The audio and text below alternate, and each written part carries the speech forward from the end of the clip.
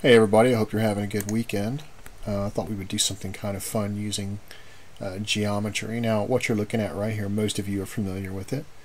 It is Flower of Life. However, this is a very complex version of it, and it is, with the larger circles anyway, it forms the structure of what we call the seed of life. However, what we really have in here, we have many flowers of life, and this is the same one that was used to map out the complex geometry inside the Assyrian relief that shows the tree and then the winged disc above the tree. So if we take a look at this thing and we want to map it out, as you can see, it's pretty complex here. This is one I did to work with a while back. So if you remember the Assyrian tree, we have a tree, and then right above the tree we have the winged disc. So if we start down here at the very bottom, this is where our root is, and if you'll allow your eye to follow the mouse here, so the tree started right here, goes up. Just pay attention to those vertical vesica pisces that we see right here. You go up, come around here, and back down again. That is the shape of the tree that we see in the Assyrian tree of life, or the Babylonian. They're pretty close, whatever you want to call them. So that is the shape of the tree. Now right above the tree, if you recall, we have the winged disc, and the winged disc has been mapped out with geometry as well. And in the middle of that winged disc we have a diamond. Okay, and so let me just show you the Assyrian tree real quick.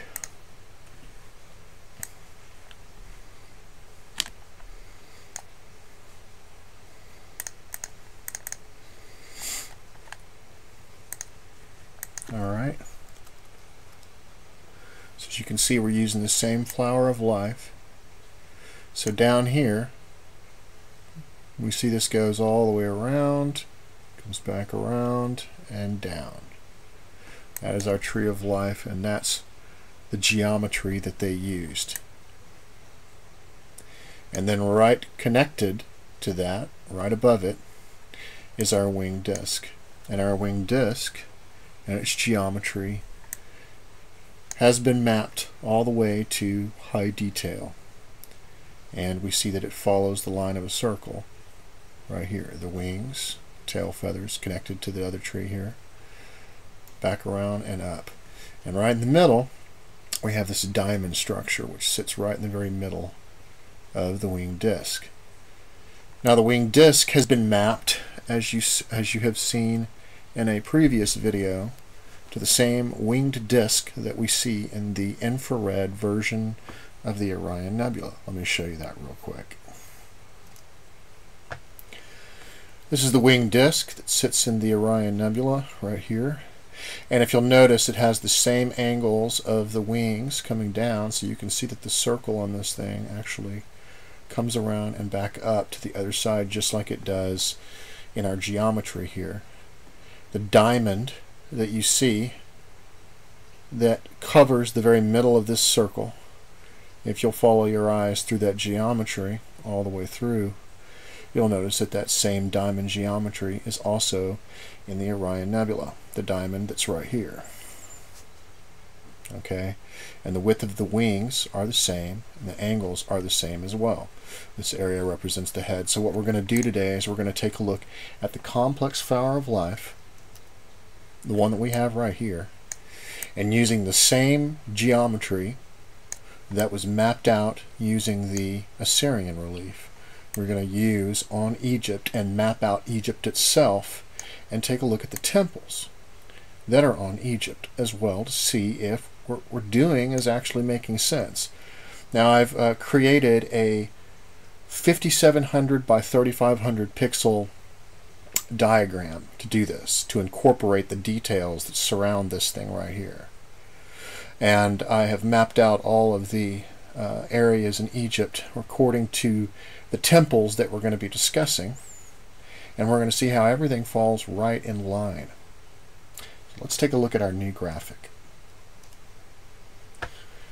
So here it is, and here's Egypt, and the mapping of this, by the way, on this large graphic, which is well, it's about 5,700 by about 3,500. The placement of what you're going to see on this thing, I would give it probably a 5 pixel margin of error per area. And considering the graphic is so large, that's relatively nothing. But I spent quite some time taking a look at this and mapping things out to almost the exact area that I could find on here, based on what the coordinates are that I actually get from the internet. So first of all, let's start from the bottom and see what we've got. So you can see this is a relatively large graphic, and that's the reason why the resolution stays pretty nice as we go down. So right here is your root. And this right here is the location of Elephantine, which corresponds to the root. Right here is the area located also inside the root, and it's also the temple of Kamambo. And you have seen me show you the graphic where you have the two Egyptians, one looks like a fish, the other one looks like Osiris, standing and looking at each other, holding the was staff and actually measuring the body. Right here, that's what you see in the Kamambo relief. Moving up right here, in the sacrum area, we have the Temple of Luxor. And if you recall, Temple of Luxor was the temple that R.A. Schwaller-de analyzed over a long period of time, read the various things inside the temple. I'll just pull that up for you real quick. This is a view of Luxor Temple, and you can see the body on top of it right here. Notice the skull cap exceeds the top right here. This area right here, and the 4 pixels, or the 4 dots, this represents the area of the pineal gland, but the skull cap always exceeds the top, and you'll find this in R.A. Schwaller-de design as well. This makes sense, and we'll see why later, because when they did the measurement from the bottom of the sacrum, or the root, all the way up to the top, they didn't measure above the crown area. And so some people have asked, well, I wonder if an elongated skull would fit in there. Well, it really wouldn't matter, because an elongated skull or a normal skull, the measurement's always going to stop at the same location. It comes up here, it reaches the pineal gland. So any extra cerebrum or gray matter above here is not really going to matter in any equation. So as you see, this is the skull cap, and so we have the pineal gland area. This is Luxor Temple, and it's located right where I just showed you. And that's right here. Then we have a betos. Betos is still part of the sacrum area. Then we move up, and you see I've got a picture of Thoth here. And right here is the location of Hermopolis. This is also the location of the heart in the body. So why do I have Thoth here? Well, let me show you.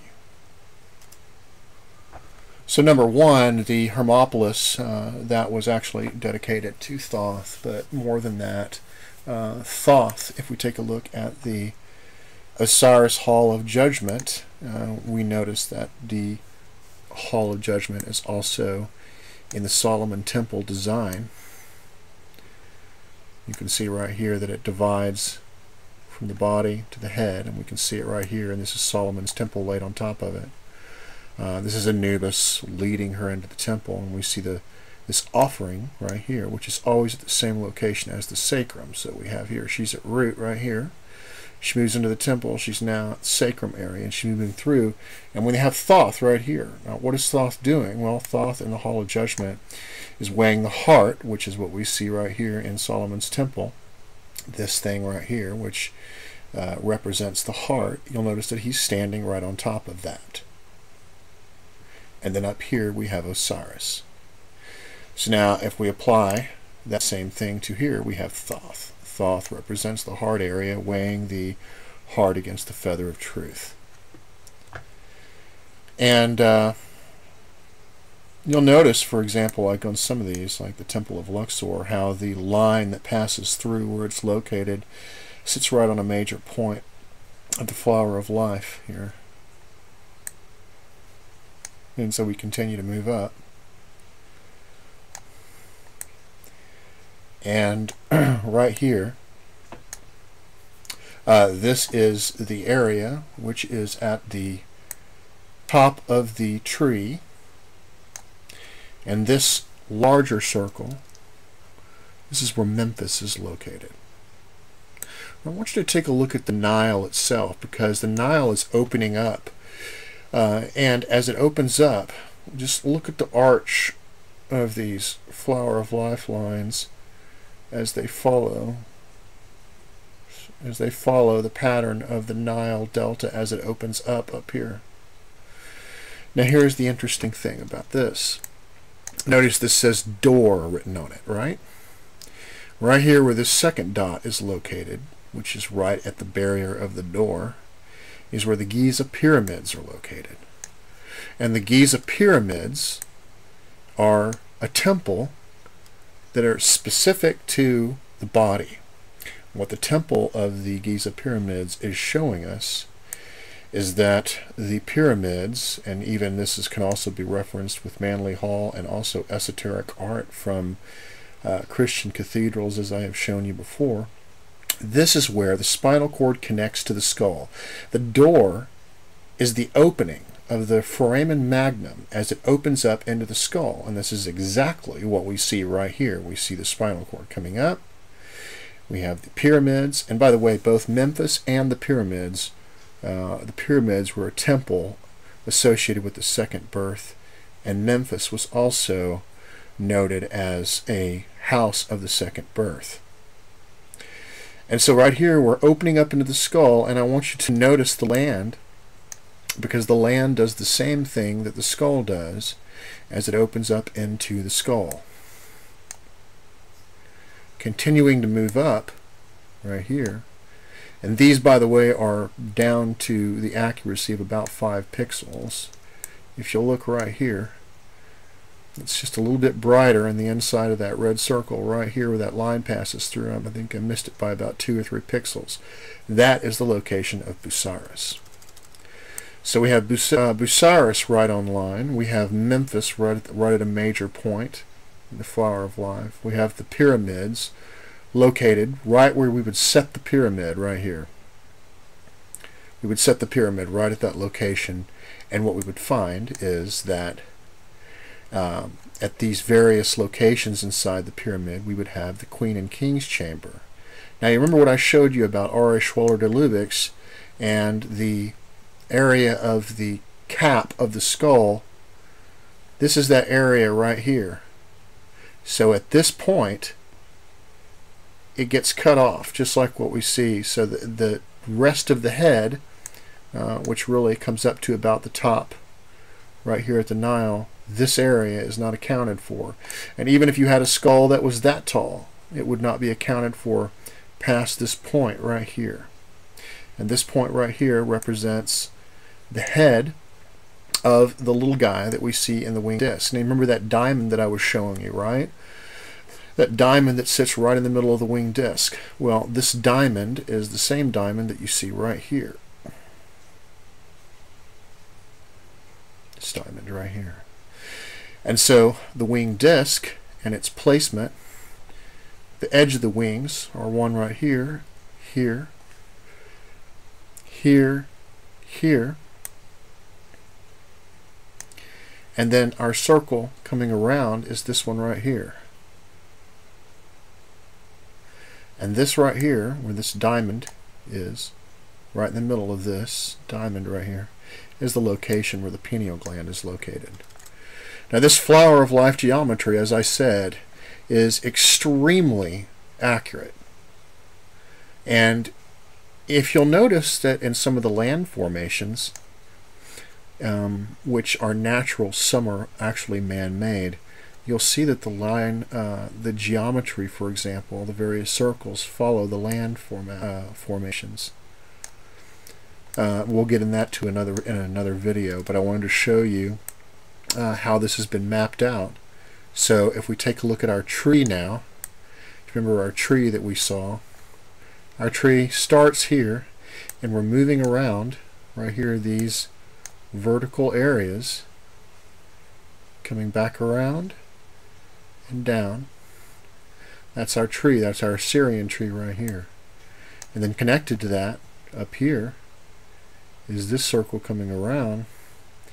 The diamond right in the middle, that's the area of the winged disc. And these are the edges of the wings right here. So, as you can see, their layout of the temples themselves and what they represent correspond to what we see in Egypt. And it's extremely accurate. You can find these diagrams on in a link in the description area. If you are a new person to this channel, please subscribe. I have new things coming out all the time, new discoveries. I'm bringing the old knowledge back up to for everybody to see now. I'm making discoveries that should have been made a long time ago, but probably have been discouraged. But regardless of that, I'm bringing the knowledge back to us again. So you guys take care, have a great weekend, and I'll talk to you soon.